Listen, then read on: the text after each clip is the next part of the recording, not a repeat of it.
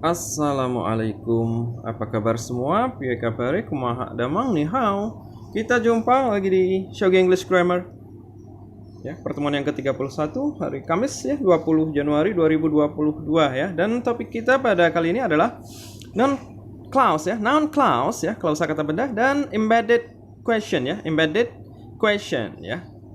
Pertanyaan yang diselipkan gitu ya atau terselip di dalam suatu kalimat. Nah, kenapa saya jadikan satu? Karena memang ini sangat bertalian berhubungan gitu ya. Nah, kita lihat bagaimana nanti kaitannya begitu ya. Mengapa bisa jadi satu topik begitu ya. Nah, baik kita mulai ya. Nah, jadi noun clause ya adalah klausa kata benda ya. Nah, kalau misalnya kita dengar kalimat ya, misalkan pernah baca kalimat ya. Saya tahu di mana saya tinggal misalkan ya, ada kalimat ya, I know gitu ya, where ya, misalkan he lives ya. Nah, gitu ya, I know where he lives ya. Kemudian ada kalimat lain ya, misalkan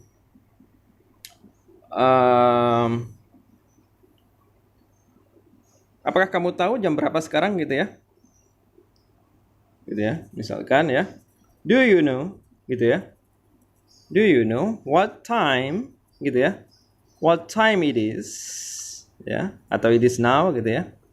Nah, atau would you like to know, atau apa, could you tell me ya, misalkan ya, what time it is gitu ya, dapatkah kamu memberitahu saya. Nah, dari dua kalimat ini kalau kita lihat ya, yang pertama di sini ya, I know where he lives ya. Nah, saya tahu di mana dia tinggal. Nah, di sini ada subjek predikat ya. Nah, where he lives di sini ya. Nah, ini posisinya adalah sebagai objek gitu ya. Sebagai objek ya. Karena I know it gitu ya. I know it. It-nya apa? Where he lives, di mana dia tinggal. Nah, ini namanya noun clause di sini ya. Ini namanya noun clause ya. Noun clause sebagai objek di sini begitu ya. Jadi noun clause seperti ini contohnya ya. Nah, jadi noun clause ya terdiri dari apa? Ada subjek dan predikat ya. Nah, di sini ada subjek dan predikat, tapi dia dependent ya, tidak bisa dependent, tidak bisa berdiri sendiri ya. Jadi kalimatnya kalau noun clause itu dependent ya. Di mana dia tinggal itu kan tidak bisa berdiri sendiri. Jadi, tapi kalau saya tahu di mana dia tinggal itu jadi kalimat yang independen, yang bisa berdiri sendiri gitu ya. Nah, seperti itu ya. Itu contoh noun clause. Nah, kalau di sini kita lihat kalimat yang kedua ya. Do you know what time it is? Nah, kita lihat. Di sini ada pertanyaan ya dengan menggunakan do ya. Kemudian di sini ada lagi pertanyaan ya. What time it is gitu ya. Nah, ini pertanyaan lain di dalam suatu kalimat atau pertanyaan yang lain juga ya. Nah, ini yang namanya yang kita sebut dengan embedded ya. Embedded question.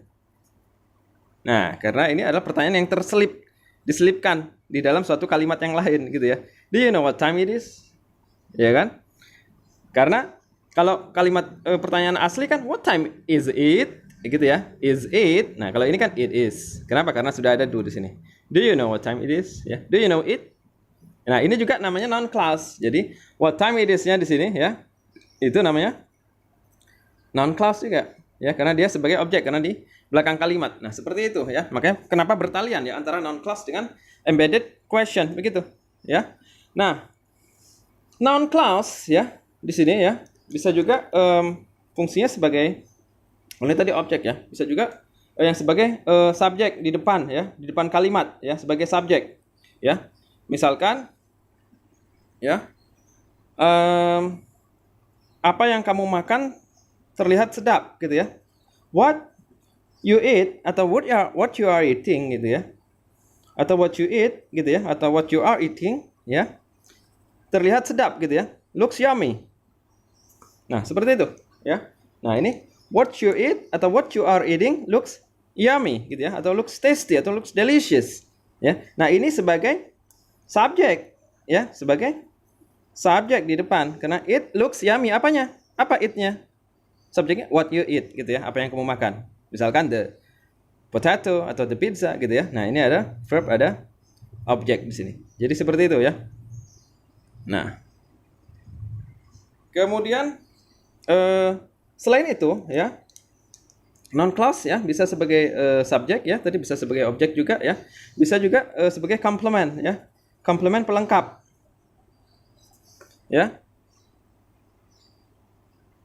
Ya, misalkan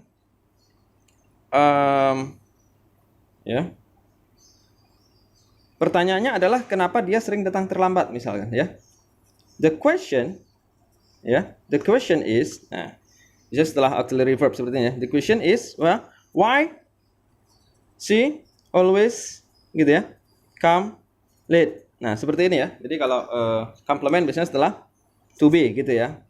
Secara umum ya. Dan banyak contoh-contohnya itu namanya complement gitu ya. Gitu ya.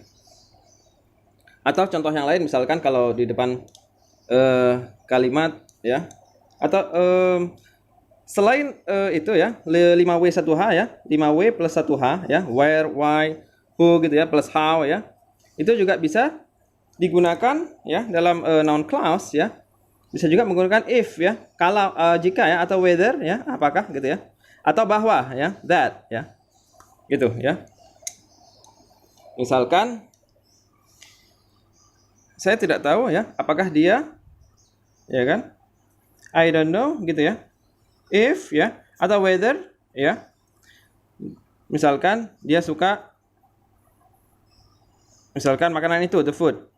Nah ya, jadi bisa juga seperti itu ya, I don't know if atau whether she likes the food gitu ya. Jadi bisa juga menggunakan if atau whether. Nah kalau yang that misalkan contohnya ya, bahwa Indonesia terkenal misalkan apa gitu ya, that gitu ya, Indonesia atau this country ya, is well known gitu ya, well known ya, for its tobacco ya, for its tobacco ya, untuk apa namanya, tembakaunya. Misalkan is a fact gitu ya, is a fact adalah sebuah fakta begitu ya. Nah jadi bisa juga menggunakan that ya, that Indonesia is well known for its tobacco, itu semuanya adalah sebagai subjek di depan gitu ya, menggunakan that begitu ya. Kemudian is a fact gitu ya kata kerjanya. Nah jadi seperti itu ya, non clause ya, jadi bisa menggunakan that juga ya, bahwa, if atau jika tadi ya. Nah seperti itu ya. Nah bisa juga setelah ya, nah setelah preposisi gitu ya, setelah preposition gitu ya, object of preposition. Misalkan ya, dia bertanggung jawab ya untuk apa yang telah dilakukan misalkan ya, he is responsible ya kan, he is responsible ya kan, for ya kan, for what ya, he has done, terhadap apa yang dia telah lakukan. He is responsible for. Nah ini kan ada preposition di sini ya, preposition baru diikuti oleh what he has done. He is responsible for it, for that gitu ya. Jadi ini adalah sebagai objek dari preposition di sini gitu ya. Nah seperti itu ya. Nah itu adalah noun clause ya. Nah jadi kembali ke tadi embedded question ya. Jadi seperti yang tadi ya, do you know what time it is ya, itulah pertanyaan di dalam suatu kalimat gitu ya. Nah misalkan ya, what you tell me ya, bisakah kamu kasih tahu ya, atau could you tell me gitu ya, could you tell me. Nah di sini boleh dengan pertanyaan yang lain ya, misalkan di mana dia tinggal, where he lives gitu ya, atau would you tell me misalkan ya, how far it is ya, berapa jauh, how far it is ya, atau how far the museum is ya, from here, dari sini gitu ya, berapa jaraknya. Nah, jadi ini adalah pertanyaan embedded ya. Jadi ini adalah pertanyaan embedded karena ada di dalam kalimat yang lain gitu ya. Misalkan I don't know, I have no idea ya, saya tidak tahu ya, I have no idea, I have no idea ya, why she always come late gitu ya. I have no idea how misalkan he did the job, bagaimana dia melakukan itu. Nah itu adalah pertanyaan gitu ya, yang ada di dalam satu kalimat atau pertanyaan yang lain gitu ya. Jadi seperti itu ya. Baik, kita jumpa di pertemuan berikutnya. Matur suwun hatur nuhun sakalangkung horas.